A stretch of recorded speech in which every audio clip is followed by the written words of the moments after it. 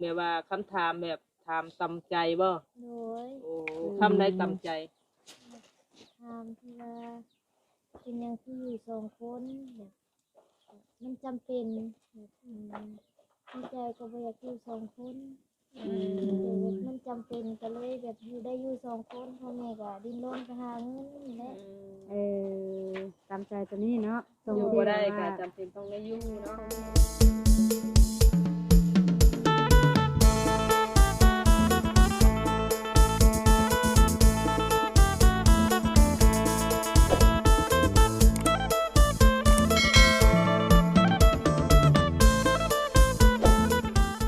อ้าวพี่น้องเนาะเปิดภาพมามื้อนี้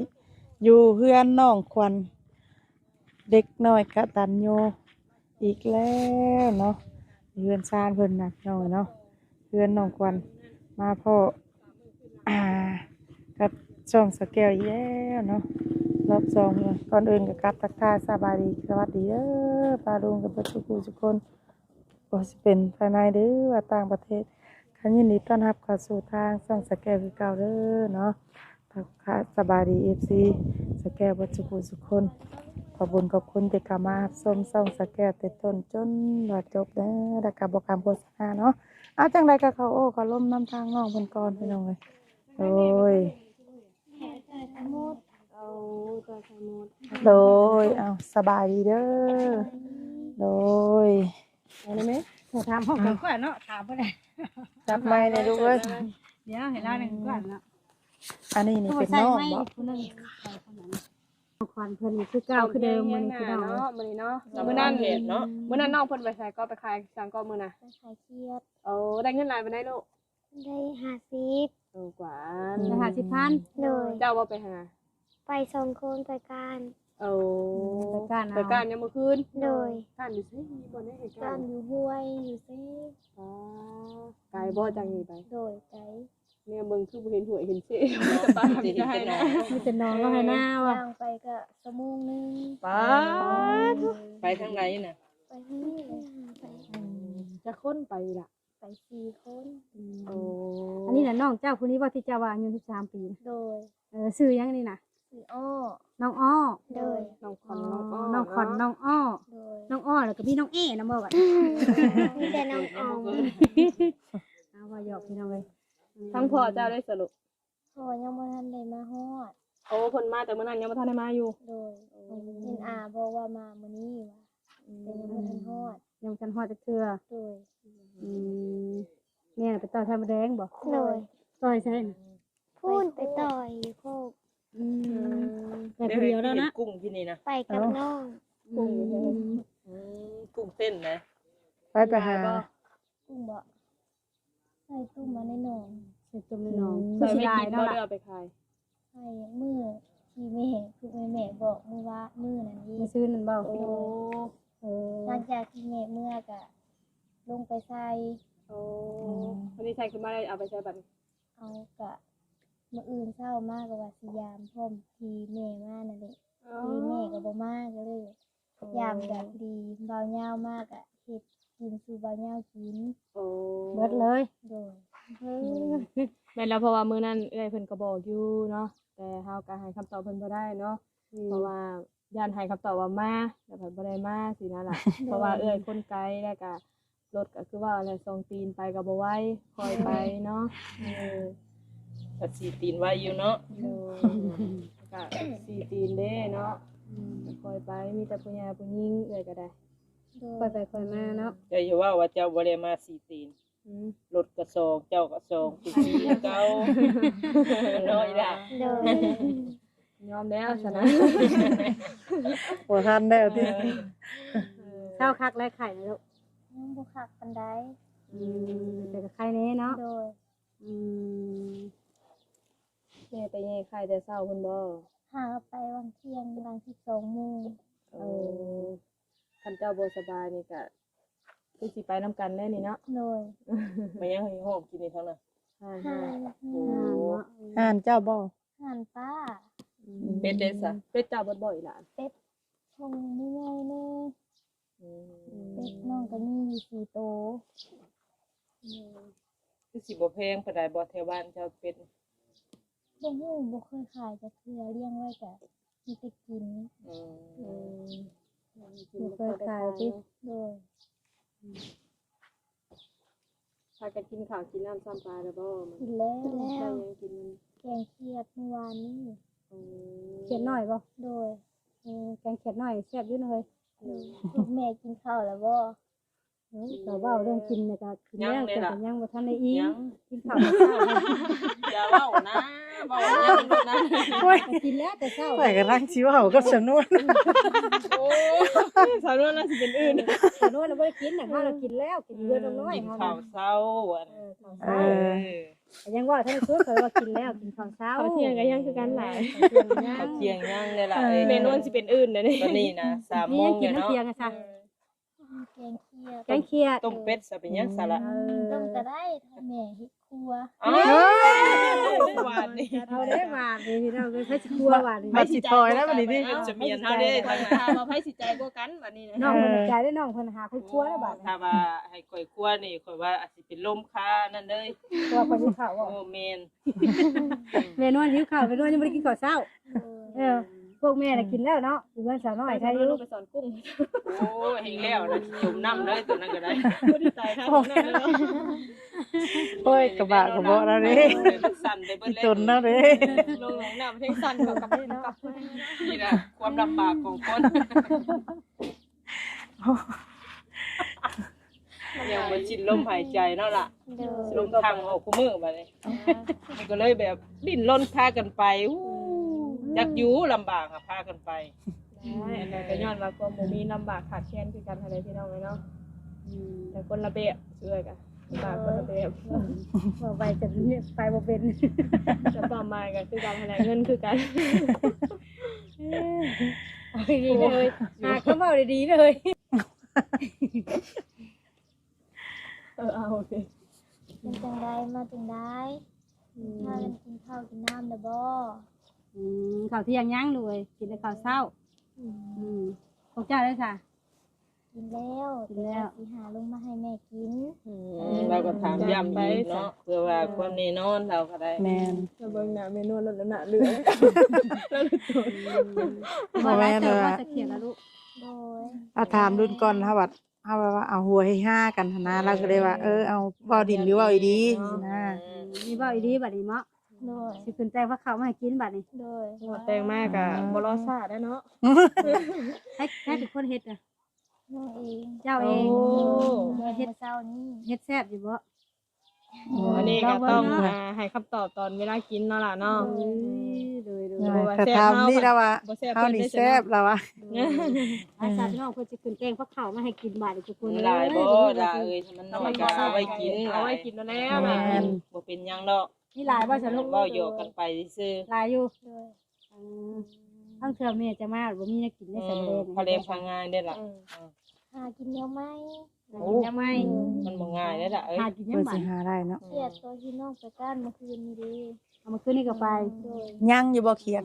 เขียดเอาไปขายแต่ว่ามื้อนี้ยันบ่ได้ขายแล้วเพราะว่าเขียดกะลายมื้อนี้นะ บ่เขียนน้อยบ่ แกงนะแกงเขียดน้อย แต่ว่าเอาไปขายมื้อนี้เขียดหน้า โอ้เขียนตะโมนะเขียนใหญ่ โดยบ่คิดว่าอันยังน่ะเขียนน้อยยังบ่ว่า เขียนตะโมก็ยังบ่ตอนนี้น่ะ ยัง ขายถุงเนี่ยได้นะ ถุง50 ร้านเธอบ่ลูก โดย ขายขนาด มาเบิ่งอยู่หา โอเค สิ อยู่ได้ ร้าน เว้ เจ้าย บ่มาเบิ่ง มันใน เขา ส่วน ไปฝากให้น้าสาวขายให้ อ๋อเกินอยู่เถียงนะขึ้นไปว่าเบิ่งอยู่เสีย ในไลฟ์เพิ่นเอาสิซื้อมาปิ้ง ว่าบ่ได้แบบแกเขียนมันแซ่บได้ยามนี่มันเนาะ แม่ เพิ่น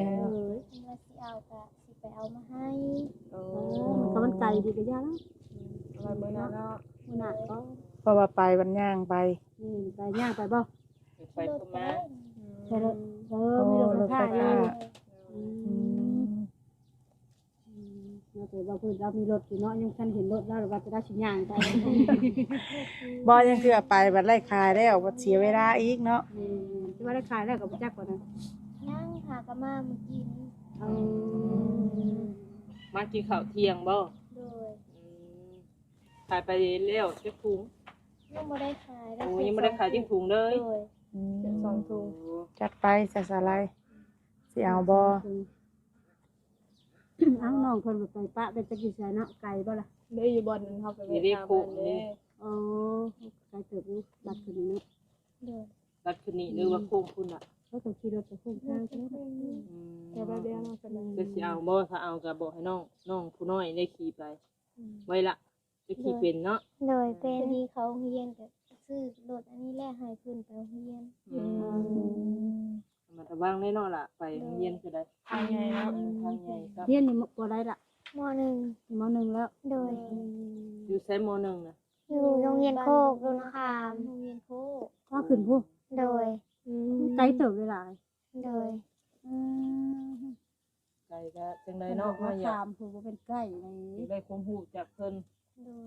ย เรียนอยู่พุ่นเบิดเนาะแบบปหนึ่งปยังอยู่พุ่นเบิดแม่นบ่ บ่ปหนึ่งอยู่บ้าน ปหนึ่งอยู่บ้านที่แกที่ว่าปหนึ่งอยู่พุ่นเบิดนะ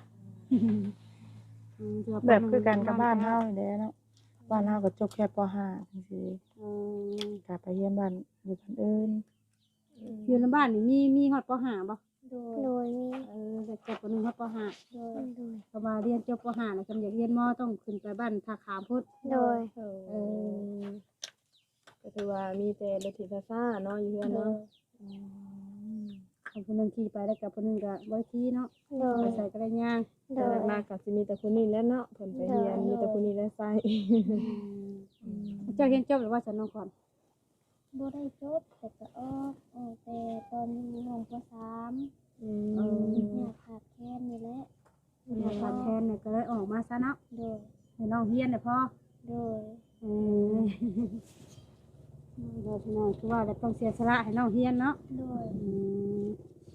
บ่อ่านได้เขียนออกแม่นบ่ โดยบ่ได้ บ่ได้เลย เนาะ บ่ได้นะ ป ภาษา บ่สามแม่นบ่ได้เลยอ่านบ่ออกเลย โดย บ่ว่าบ่ฮู้จักโตเลยล่ะ จะฮู้ก็มาฮู้นำโทรศัพท์ได้ตอนออกตอนเข้าโรงเรียนก็บ่ได้เป็นหยังเลยเรียนซื่อก็บ่เป็น มาฮู้ตอนที่เราเรียนดินโทรศัพท์นี่บัดนี้ โดย เบิ่งเนื้อหาเพลงอิหยังหั้นนะก็ฮู้เนาะ ส่วนหลายอัน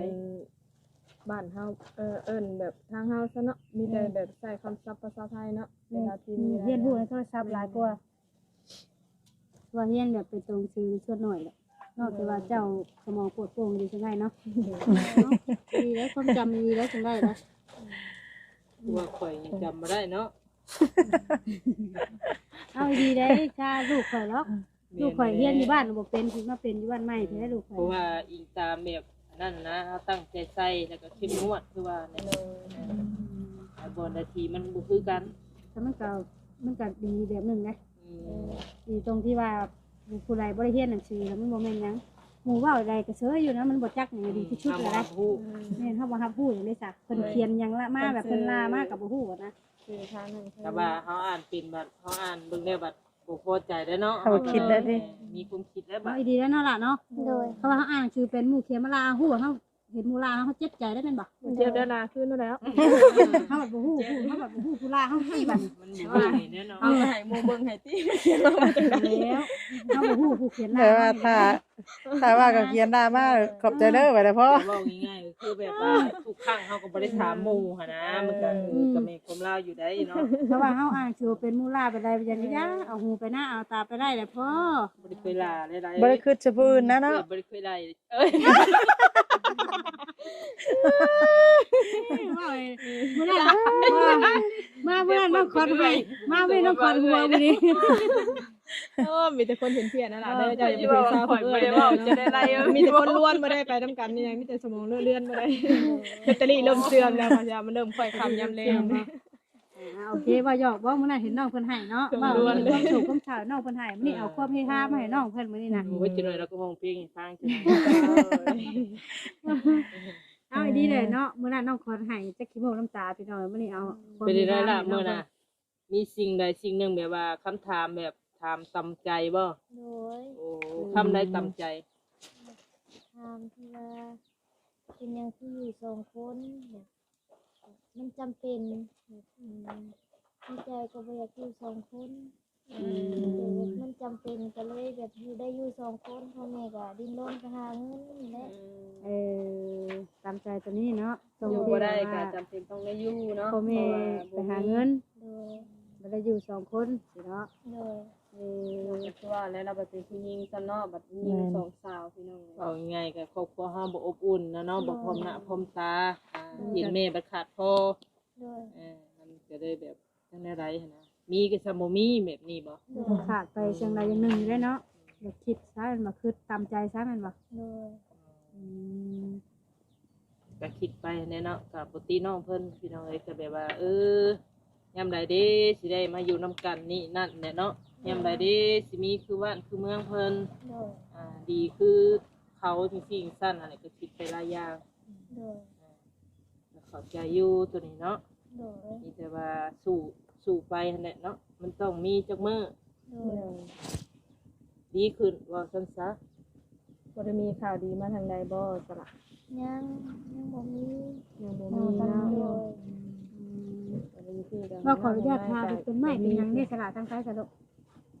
แม่ก็พ่อชื่อ อ๋อชื่อว่าตะกี้พูด โดย อื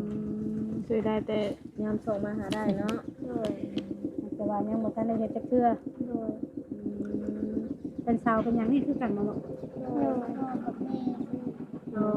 ชื่อว่าตั้งแต่ว่าเพิ่นไปเฮ็ดเวียกเฮ็ดงานตะกี้เพิ่นบอก เป็นเล็กผสมหน่อยนะเนาะ ค่ะซื้อคือสิโดนเติบได้แล้วกันเนาะ ชื่อทั้ง ปลายแล้ว ป้าตัวชื่อมาของไว้นี่ได้ หาเงินอยู่บ้านแบบนี้มันก็ใช้เวลาโดนนะเนาะ ยังบ่มีเงินสิตั้งจะคือ โอ้ คือว่าไม่นี่ก็คันบ่พอก็เกือบครึ่งแล้วเนาะล่ะเนาะคงไม่ใหญ่นี่เนาะเบิ่งลักษณะ แล้วคอยซื้อไว้นะว่าง่ายๆก็แบบมีเงินก็คอยซื้อ รักหมื่น20,000 30,000 คือได้มาเอาลูกเอาผัวเนาะเฮ้ย รัก10 ล้าน20ล้าน แม่ สิ เนาะ เนาะ ว่าผัวแล้วมันง่าย เอาลูกเอาผัวละง่ายได้ โดย ได้ม้อยล่ะ ได้ผัวก็ง่ายได้ลูกก็ง่ายแต่ว่าเรือนซาลานแป้น เดี๋ยวว่าได้ลูกง่ายเด้อเฮ้ยขอเทียงได้ตัวนี้ ก็ง่ายแล้วมีผัวก็ได้ลูก บ่บางคนก็มีผัวบ่ได้ลูกก็มีได้สนวนเลย เออ มีบางคนน่ะน้อยนะ ทางผัวไหนล่ะง่ายที่สุด แต่ยังบ่ทันขึ้นรอบ ไม่ เนาะ เอาดอก ว่าบ่ ผู้ได้ แน่ ที่ เนาะ ได้ ยังบ่ถึงขั้นกินข้าวเนาะน้อยอยู่ตัว บ่ล่ะคือสมมุติว่าเอ้ยเจ้าเอาผัวแล้วเจ้าก็สิดีใจอยู่บ่ ดีใจ ดีใจเนาะ ก็ได้ มีผู้มาพาสั่งพาหาเนาะ โดย ถ้ามีผู้มา ช่วงนี้มีผู้ล่มน่ะบ่ โดย เอ้ยจะมีคนล้มเนี่ยบ่ มีแต่อยู่ทางไกล มีแต่อยู่ทางไกล โดย ผู้เอ้ยว่าบ่มีว่าน้องว่ามีบาด โดยคือว่าในการล้มไปซั่นเนาะล่ะเนาะตามภาษาผู้เสพผู้สาวหั่นแหละพี่น้องเรื่องธรรมดา แต่ก็ยังบ่ทันได้คิดที่จะเอาว่าไปดูอื่นผัวที่ ก็ล้มดิ่งไปเรื่อยๆเนี่ย ใคร เนาะ อยู่ ไว้ ถั แท้ ดมา ก็ ก็ต่อ ให้ได้ ไป แต่ เนาะ สาวปลายคนนี้ลายดีเนาะ คบกันไปก่อนทำผู้บ่าวทั้งไกลเลยคบกันหึงๆเด้อเพราะว่าเขาบ่ฮู้ใจเขาได้เนาะ มันบ่ถึงดอก หืม บ่โดนเขาไปมีผู้ให้แล้ว ถามว่าเป็นผัวนะ ฟังเลย กำลังลุ้นว่า รุ่นได้ดิบ่ บ่ โดนเนาะว่า คือว่าเห็นอันทั้งอันเบานิ้วว่าหยังคือว่าเชิบๆอยู่นะเบานิ้วก็เป็นผู้บ่าวแล้วนั่นน่ะเมื่อไรเห็นย่อว่าเขาให้เบานิ้วเป็นผู้น่ะ ไปหาตัวลูกเพิ่นเสียใจเพราะเฮงเนี่ยวันนี้เนี่ยไปทางไหนก็ต้อยพุ่นเพราะเฮงน่ะสาวเถินเบานิ้วเป็นผู้บ่าวได้เบานิ้ว ถ้าผู้บ่าวเด้เนาะ ไปทางไหนก็ต้อยอยู่หั่นเนาะ เอาคือสมมุติว่าซ้ำเบานิ้วนี่โอเคบ่ซะสมมุติว่า โดย โอเคอยู่เป็นบ่ โดย ถ้าเป็นไปไล่เนาะ โด วั ย นนี้เว้ยบ้านนี้สาวควรมันเอฟหักเลยเด้อบ้าน ได้เห็นคลิปอยู่บ่เนาะ ถ้าเป็นบ่าวนิ้วกับเราตัวบี้เด้ตัวได้โอเค ถึงว่าแล้ว เรียก มันก็ ผู้ ต้อง บ่าวได้นี่รออยู่ บ่ ก็ได้ เพราะถามน้องเพิ่นหั่นนะ บ่เคยเห็นเพิ่นจักเทื่อ ทั้งบ่นิ้วเพิ่นก็ได้ทั้งบ่าวว่าตัววี่บ่เคยเห็นมันบ่ โดย บ่นิ้วก็เห็นแล้วมันบ่ โดย ถามแล้วนะเราอีกคืนนี่นะ เพื่อนบ่ล่ะ บ่อยากให้น้องเพิ่นยิ้มมีอันอารมณ์เด้เนาะ มาไปก็ให้กันเบิ่งว่าเลยเนาะ น้องเราพังจูดูอยู่เนาะอีละ เอาให้เรายิ้มกันของฝากเด้อ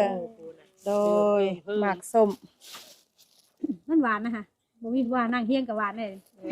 ได้ไปก็ได้ มาจังสุกเนาะ เลยเอาว่าหยอกว่าหัวแล้วพี่น้องแล้วคลิปนี้ก็เป็นคลิปแบบว่า สโลเคฮา ตลกเฮฮาล่าเริงบ่ให้เว้าความโศกความเศร้าหลายเนาะล่ะเนาะเว้ามาแล้วมันเครียดบ่แม่นหยังดอกพี่น้องเอ้ย ทุกข์ใจ นี่ทุกข์ใจแล้วก็เครียดทั้งผู้เว้าเครียดทั้งผู้นั่งทั้งนี่นะมันเป็นเครียดเบิดนะ โดย เนาะ เพิ่ เห็นบ่ล่ะ นเพิ่นก็เครียดแล้ว ผู้เบิ่งเพิ่นก็เครียดนำแต่ก็โอ้ยอันจังหน่อย FC เพิ่นสิคอมเมนต์ว่าเ รู้ว่าน้องคนคิดเรื่องนี้มันตามใจจะพูดมาทำไมเอาอีกแล้วพี่น้องเลย ว่าไป อ๋อดีได้เนาะไปบ่ลายใหญ่ห้างพี่น้องบ่หยอกบ่หัวเลยล่ะเด้อ เลย ถือซาเอ้ยได้ ตาเลย โดยโดย